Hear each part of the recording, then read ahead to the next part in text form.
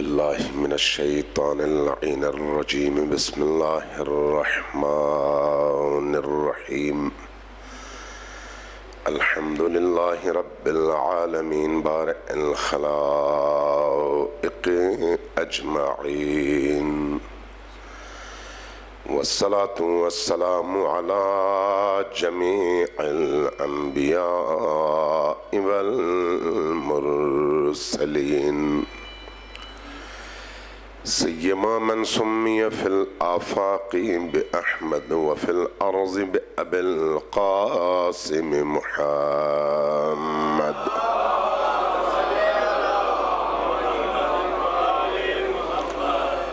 والصلاة والسلام على أولاده الطيبين الطاهرين المعصومين الميامين واللعنة الدائمة على أعدائهم أجمعين من يوم عداوتهم إلى قيام يوم الدين. أما بعد فقد قال رسول الله صلى الله عليه وآله وسلم بسم الله الرحمن الرحيم إن لقتل الحسين حرارة في قلوب المؤمنين لا تبرد ابدا. صلوات بر محمد و آل محمد.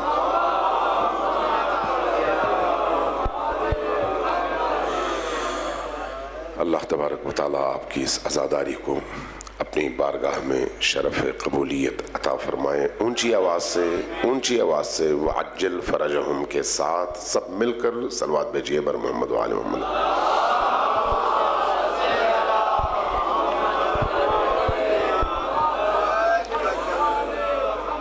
عزیزان گرامی، عزاداری سید الشہداء اگرچہ پوری دنیا کے اندر تشیع کی ایک شناخت ہے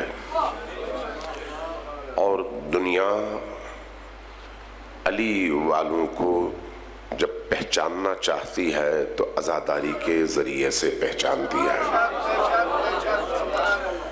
اس اعتبار سے تشیع کی شناخت کم از کم اس بر صغیر میں عزاداری امام حسین علیہ السلام ہے، اور اس میں بھی کوئی شک نہیں ہے کہ یہی عزاداری ہے جس نے 61 ہجری سے لے کر آج تک حسین ابن علی علیہ السلام کے ہدف کو، آپ کے مقصد کو، آپ کے پیغام کو، آپ کی جد و جہد کو، آپ کی شہادت کو، آپ کی مظلومیت کو ہمیشہ زندہ رکھا. اور یہی عزاداری ہے جس نے ہر زمانے میں یزیدیت کے چہرے سے نقاب الٹ کر بتا دیا ہے کہ یزید کون ہے اور حسین کون ہے. لہذا وہ کام جو عزاداری کرتی ہے وہ کوئی اور چیز نہیں کر سکتی. اگرچہ عزاداری فقہی اور شرعی اعتبار سے ایک مستحب عمل ہے، اس لیے عام طور پر بعض لوگ اس طرح کا اعتراض بھی کرتے ہیں کہ بھئی عزاداری تو مستحب ہے، کریں تو ٹھیک ہے، نہ کریں تو کوئی بات نہیں. لیکن اس کی جو پیچھے حکمت ہے وہ اس طرح کی ہے کہ یہی مستحب عزاداری اللہ کی طرف سے فرض شدہ اور واجب شدہ تمام اعمال کو زندہ کرنے کا سبب ہے. اگر عزاداری نہ ہو تو اللہ کے فرائض مر جائیں، اگر عزاداری نہ ہو تو واجبات بھی اپنی افادیت کھو دیں. کیسے پتا چلے کہ کون سی عبادت ہمیں اللہ سے ملا رہی ہے اور کون سی عبادت ہونے کے باوجود اللہ سے ملا نہیں پاتی؟ کیسے پتا چلے؟ اگر ہمیں یہ جاننا ہو کہ کون سی عبادت ہمیں اللہ سے جوڑ سکتی ہے تو اس کے لیے بھی ہمیں کربلا کے میدان میں کھڑے ہو کر دیکھنا پڑے گا۔ وہ کیسے؟ عبادات میں سب سے بہترین اور اعلیٰ ترین عبادت کیا ہے؟ نماز۔ نماز ہی کے بارے میں کہا گیا ہے کہ الصلاۃ عمود الدین، نماز دین کا ستون ہے۔ نماز ہی کے بارے میں کہا گیا ہے قرآن کریم میں ان قبلت قبل ما سواہا، اگر یہ قبول ہو تو باقی سارے اعمال قبول ہیں، اور اگر یہ قبول نہ ہو تو وَإِن رُدَّتْ رُدَّ مَا سِوَاهَا، باقی تمام اعمال قبول نہیں ہیں۔ یہ نماز کے بارے میں کہا گیا۔ لیکن ہمیں کیسے پتا چلے کہ کس کی نماز قبول ہے؟ اس کی کوئی علامت ہونی چاہیے۔ اب اگر نماز ہی مشکوک ہو جائے کہ کس کی نماز قبول ہے اور کس کی نماز قبول نہیں ہے، تو اس کا کوئی معیار ہمارے سامنے ہونا چاہیے کہ اس معیار کے تحت ہم پرکھ سکیں کہ کون سی نماز قبول ہے اور کون سی نماز قبول نہیں ہے۔ وہ معیار کیا ہے؟ اس معیار کی شناخت کے لیے بھی آپ کو کربلا میں کھڑا ہونا پڑتا ہے۔ جب آپ کربلا میں کھڑے ہوتے ہیں تو دیکھتے ہیں ادھر بھی نمازی ہیں، ادھر بھی نمازی ہیں، تو اگر صرف نماز ہی کافی ہو تو پھر ادھر والے بھی کہہ رہے تھے کہ جلدی قتل کرو تاکہ ہم نماز پڑھ سکیں۔ لہذا ہر نماز وہ نماز نہیں ہے جو اللہ چاہتا ہے۔ نماز کون سی ہے؟ اگر آپ حسین کی نماز اور حسین ابن علی کے دشمنوں کی نماز دیکھیں، شکل میں دونوں ایک ہیں، رخ دونوں کا کعبے کی طرف ہے، وضو بھی شاید دونوں کا ایک طرح سے ہو، لباس بھی ایک طرح سے ہو، تو پھر وہ کون سی چیز ہے جو ایک نماز کو قبول شدہ بناتی ہے اور دوسری نماز کو ریجیکٹ کر دیتی ہے؟ وہ نماز جو انسان کے دل کی تطہیر کر کے، اس کے ذہن کو پاکیزہ کر کے، اس کو ان دنیا کی زنجیروں سے آزاد کر کے خدا سے ملا سکے، وہ نماز ہے۔ اور جو نماز پڑھی جائے لیکن اس نماز کے پڑھنے کے باوجود انسان دنیا کی غلاظتوں میں گم ہو، اس کو منصب، پیسہ، شہرت، تعلقات، دولت، جائیداد، یہ تمام چیزیں اس کو خدا تک پہنچنے سے روک دیں اور وہ اپنے زمانے کے امام اور ولی کے ساتھ نہ چل سکے، تو وہ نماز نہیں ہے۔ نماز وہی ہے، نماز وہی ہے جو ولی کے ساتھ پڑھی جائے، نماز وہی ہے جو ولی پر ایمان اور ولی کی معرفت کے ساتھ پڑھی جائے، چاہے وہ رسول کے دور کا ولی ہو، چاہے وہ علی کے دور کا ولی ہو، چاہے وہ حسن ابن علی کے دور کا ولی ہو، چاہے وہ 61 ہجری کے کربلا کے عاشور کے دن کا ولی ہو، چاہے وہ آج 3 صفر کا ولی ہو۔ ولی کی شناخت اور ولی کے ساتھ چلتے ہوئے جو نماز پڑھی جائے گی وہ نماز اللہ کی بارگاہ میں قبول ہوگی، اور جو اس ولی کی اطاعت کے بغیر، ولایت کے بغیر، وابستگی کے بغیر، اس کی غلامی کا توق پہنے بغیر دنیا کی غلامی کے زنجیروں میں جکڑ کر انسان پڑھتا ہے، وہ نماز کسی کام کی نہیں ہے۔ اس لیے عبادات میں معیار ولی کا ساتھ دینا ہے۔ کربلا میں یہ جو عزاداری سید الشہداء ہے، یہ عزاداری سید الشہداء کربلا سے پہلے نہیں تھی، لیکن کربلا کے بعد ایک باقاعدہ دین کا حصہ بن کر اس نے مسلمانوں کے اندر ایک آگ روشن کیا ہے، جس کی نوید نبی کریم نے دی۔ نبی کریم نے کیا فرمایا؟ ان لقتل الحسین حرارۃ فی قلوب المؤمنین لا تبرد ابدا. اللہ تبارک و تعالی قتل حسین کے نتیجے میں اس کی وجہ سے، اس کے سبب سے اہل ایمان کے دلوں میں، فی قلوب المؤمنین ہے، اہل ایمان کے دلوں میں ایک ایسی آگ، ایک ایسے عشق کا الاؤ، ایک ایسا شعلہ روشن کر دے گا کہ قیامت آئے گی، یہ شعلہ جوالہ بجھے گا نہیں بلکہ ہر روز شعلور ہوتا چلا جائے گا. اب ذرا غور کیجئے گا اس بات پر. 61 ہجری کا دن، عاشور کا دن گزر گیا. آج 1445، کتنے سال ہو گئے؟ تقریباً 1400 سال. ان 1400 سالوں میں آغاز کہاں سے ہوا اور آج ہم کہاں پر کھڑے ہیں؟ اگر آپ آغاز کے دن کو دیکھیں تو آپ کو کربلا کے میدان میں لاشیں نظر آئیں گی، اسارت نظر آئے گی، جلے ہوئے خیمے نظر آئیں گے، یتیم بچے نظر آئیں گے، وہ اسیر نظر آئیں گے جن کو زنجیروں سے جکڑا گیا ہے، وہ مظلوم نظر آئیں گے جن کو کوچے و بازار پھرایا گیا ہے، وہ قافلہ نظر آئے گا جس سے ہر چیز چھینی گئی ہے اور ان کی شان، ان کے مقام اور ان کے مرتبے کا لحاظ کیے بغیر ان کی بے حرمتی کی گئی ہے. وہ آپ کو اس دور میں نظر آئے گا. لیکن آج 1400 سال کے بعد اگر آپ دیکھیں تو انہی ہستیوں کی وہ مظلومیت آج کے دور میں ہر اس انسان کے اندر یزیدیت کے خلاف ایک آتش جوالہ بن کر اس کو عزاداری میں لے کر آتی ہے، وہی آگ اور وہی مظلومیت.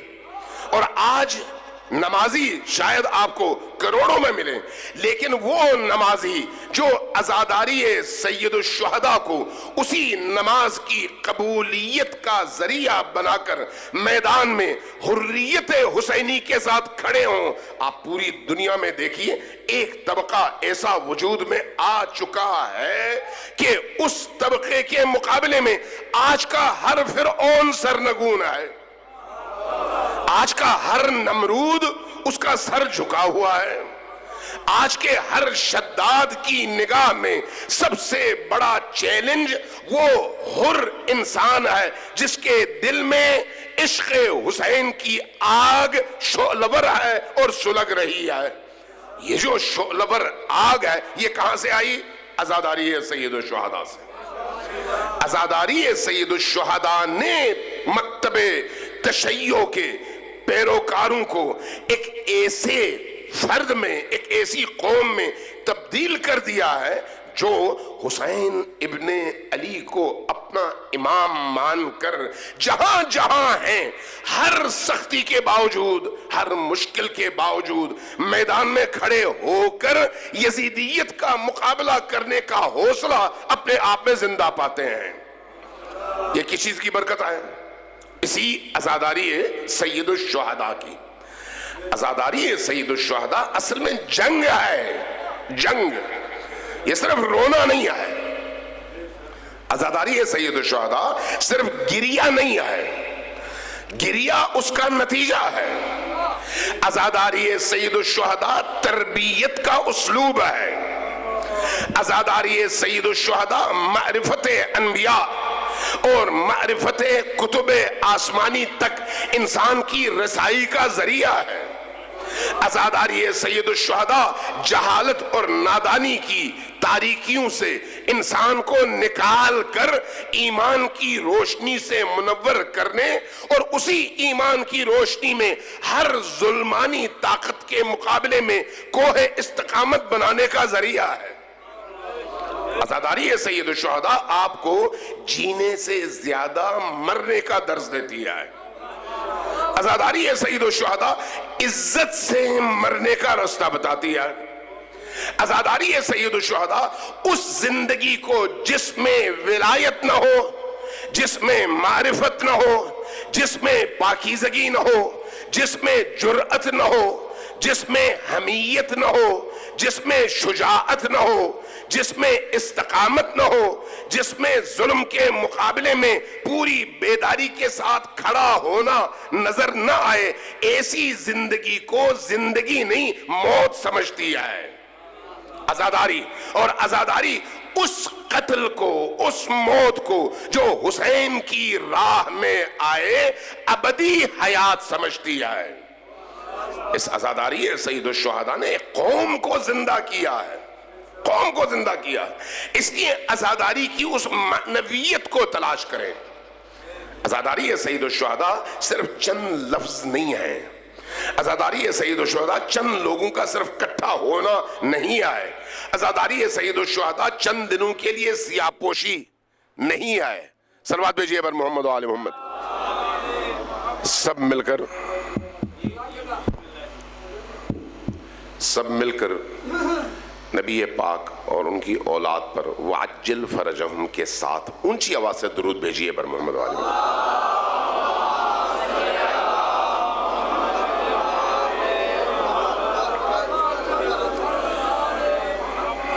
عزیزان من، میرے بزرگوں، میرے نوجوان دوستوں، یہ یاد رکھیے عزاداری کوئی رسم نہیں ہے، تہوار نہیں ہے۔ تہوار ہو تو چلیں کچھ دن غم منا لیا، جس طرح سے کچھ دن کوئی خوشی مناتا ہے، نہیں، یہ نہیں ہے۔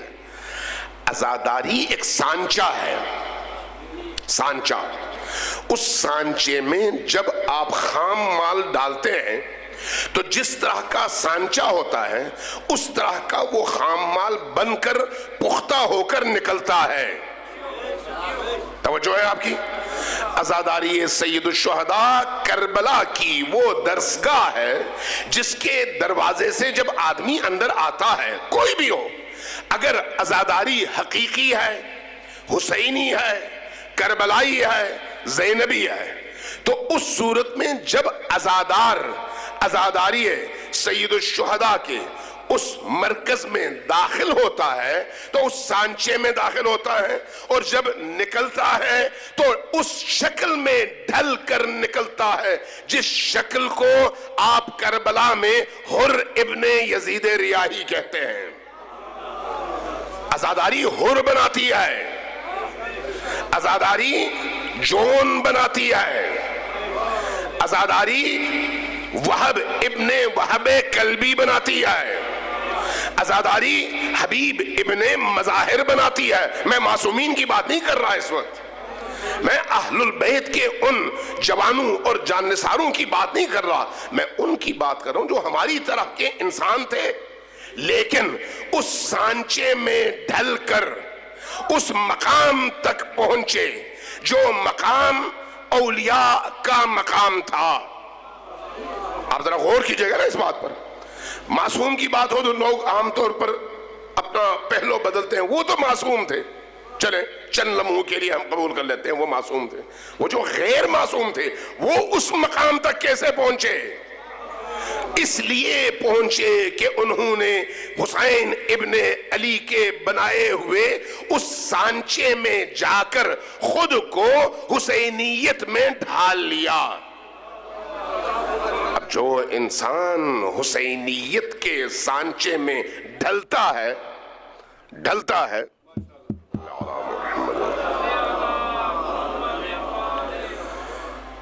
اب جب آپ ان شخصیات کو سامنے رکھتے ہیں تو ان شخصیات کے اندر وہ کون سی چیز ہے جو آپ کو اٹریکٹ کرتی ہے؟ اگر ان کا لباس ہے تو غلط ہے، لباس تو ادھر بھی وہی تھا ادھر بھی وہی تھا۔ ان کی داڑیاں ہیں تو ایسا بھی نہیں ہے، ادھر بھی داڑھی تھی ادھر بھی داڑھی تھی۔ ان کی پگ تھی تو وہ بھی غلط ہے، ادھر بھی پگ پہنتے تھے اور ادھر بھی پہنتے تھے۔ کون سی چیز تھی؟ وہ ان کی معنویت ہے، وہ ان کی پاکیزگی ہے، وہ ان کے اندر موجود وہ صفات ہیں جو کسی بھی انسان کو اپنی طرف اٹریکٹ کرتی ہیں۔ وہ صفات کیا ہے؟ شجاعت، بہادری، پاکیزگی، تقوی، میدان عمل میں کوہ استقامت بن کر کھڑے ہونا، حق کی خاطر آخری وقت تک پورے ایمان کے ساتھ، رستہ بدلے بغیر، امام بدلے بغیر، دنیا کے جھانسے میں آئے بغیر آخری وقت تک یوں کھڑے ہونا جیسے وہ آنے والی تلوار اور آنے والا تیر اور تلوار نہ ہو، اللہ کی طرف سے انعام ہو۔ یہ وہ اقدار اور وہ ویلیوز ہیں، انہی ویلیوز کی وجہ سے کربلا کے وہ غیر معصوم شہداء اس مقام تک پہنچے، اس مقام تک۔ ذرا تصور کریں، کیا ان کا مقابلہ معصوم کے ساتھ ہو سکتا ہے؟ نہیں ہو سکتا، اور قابل تصور بھی نہیں ہے۔ معصوم کون ہے؟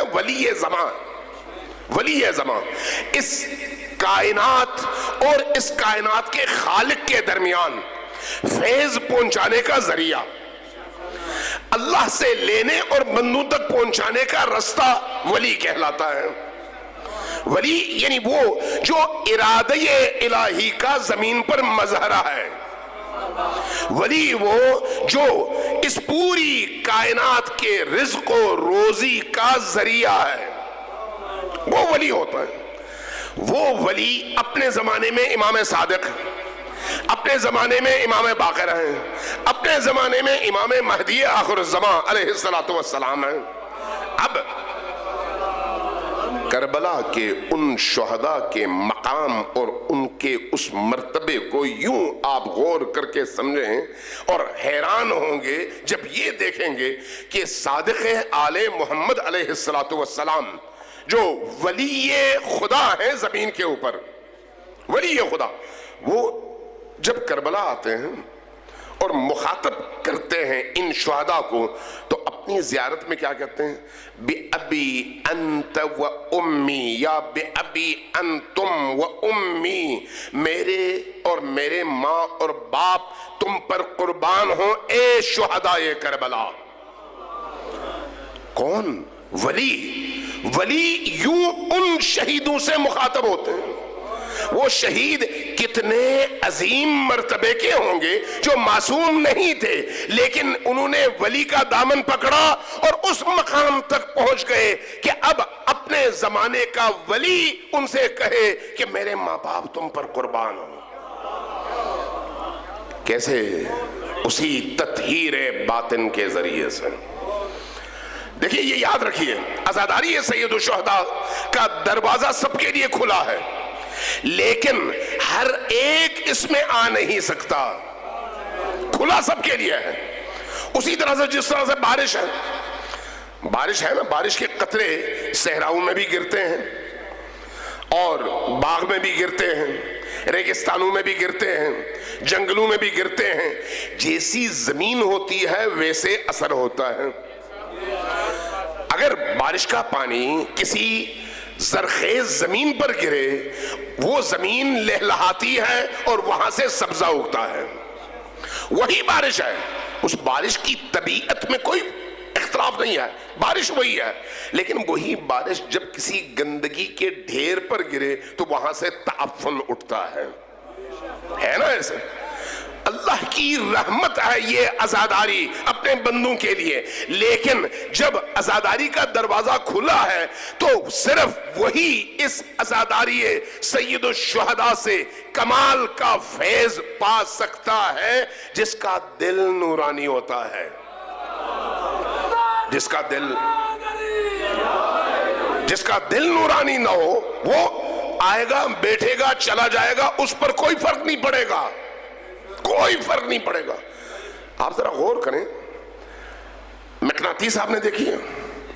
مقناطیس کو یہاں پر رکھ دیں میز کے اوپر، اس کے سامنے چند چیزیں رکھ دیں، ایک پلاسٹک کی بوتل رکھ دیں، ایک شیشے کی پلیٹ رکھ دیں، ایک لکڑی کا کوئی ٹکڑا رکھ دیں، ایک پتھر رکھ دیں اور ساتھ میں ایک لوہا رکھیں۔ یہ مقناطیس کس کو کھینچے گی اپنی طرف؟ کس کو؟ باقیوں کو کیوں نہیں کھینچے گی؟ کھینچ سکتی ہے یا نہیں؟ کھینچ سکتی ہے یا نہیں؟ جی کھینچ سکتی ہے یا نہیں؟ دیکھیں، غور کریں۔ جب مقناطیس کو آپ رکھتے ہیں ارد گرد 6 چیزیں رکھیں، ان میں سے ایک لوہا ہو، باقی کوئی پلاسٹک ہو، کوئی لکڑی ہو، کوئی پتھر ہو، کوئی کپڑا ہو، باقی چیزوں کو اپنی طرف کھینچ نہیں پاتی لیکن لوہے کو کھینچ لیتی ہے۔ وجہ یہ نہیں ہے کہ مقناطیس میں اثر نہیں ہے، مقناطیس میں اثر ہے، اس سامنے والی چیز میں اس کشش کو قبول کرنے کی صلاحیت نہیں ہے۔ جس میں صلاحیت ہے وہ کھنچتی چلی آئے گی، جس میں صلاحیت نہیں ہے اس کو آپ جوڑ بھی دیں تو کوئی فائدہ نہیں ہے۔ اس لیے اہل البیت کی نورانیت اور اہل البیت کی ولایت انہی کو کھینچتی ہے جن کے اندر نور ہو، جن کے اندر نور نہ ہو۔ آپ اس کو چاہے دنیا کے قیمتی ترین صابن سے یا شیمپو سے دھلا کر صاف کر کے لے آئیں، لیکن جب تک اندر نور نہ ہو وہ آ کر اہل البیت سے جڑ نہیں سکتے، جڑ نہیں سکتے۔ کشش ان کے ہاں ہے، طاقت ان کے ہاں ہے، صلاحیت ان کے ہاں ہے، کہاں نہیں ہے؟ سامنے والی اس مخلوق میں نہیں ہے۔ اس کے لیے ایک مثال دیتا ہوں، سمجھ لیجئے۔ امیر المؤمنین علی ابن ابی طالب علیہ السلام جب جنگ صفین میں 6 مہینے یہ جنگ چلتی رہی اور راتوں میں آرام کرتے تھے، دن کو اٹھ کر پھر جنگ شروع ہو جاتی تھی۔ ایک دن جب حضرت عمار یاسر بھی تھے، حضرت مالک اشتر بھی تھے، باقی اصحاب علی بھی تھے، خیمے میں رات کے وقت جمع تھے، حضرت مالک اشتر نے امیر المومنین سے ایک جملہ کہا، عرض کیا کہ یا امیر المومنین آج میں بڑا خوش ہوں۔ کیوں؟ اس لیے کہ میں نے دشمن کے فوجیوں کو بڑی تعداد میں مارا، آپ نے کم مارے، میں نے زیادہ مارے۔ آپ نے مراجع اعظام، مجتہدین کرام، رہبر عالم اسلام سب کی حفاظت فرما۔ جو لوگ دنیا بھر میں علی کا پرچم لے کر کفر کے مقابلے میں کھڑے ہیں انہیں استقامت عطا فرما، ہمیں ان کا معاون، ان کا دعاگو، ان کا ساتھی اور ان کا مددگار قرار دیں۔